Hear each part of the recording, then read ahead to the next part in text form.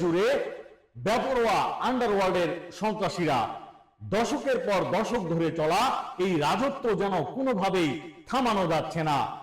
দেশ জুড়ে হত্যার শিকার হচ্ছেন রাজনীতিবিদ, ব্যবসায়ী থেকে শুরু করে বিভিন্ন শ্রেণী পেশার মানুষেরা।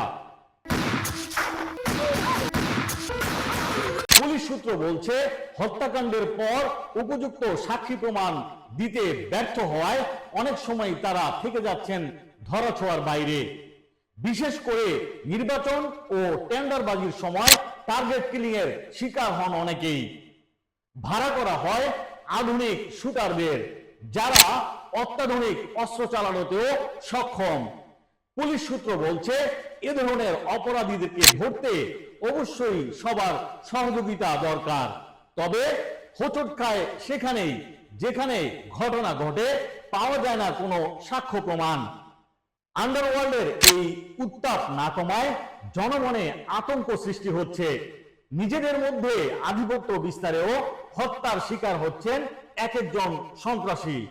সাধারণত এ ধরনের হত্যাকাণ্ড ইজারা কেন্দ্রিক এবং পাল্টাপাল্টি আধিপত্য বিস্তারকে নিয়েই বেশি সংঘটিত হয়। অপরাধ বিশ্লেষকরা বলছেন, জামিনে থাকা যেসব অপরাধীরা আন্ডারওয়ার্ল্ডে রয়েছেন তাদেরকে অবশ্যই আইনের আওতায় আনতে হবে, তবেই স্বস্তি ফিরতে পারে জনমনে।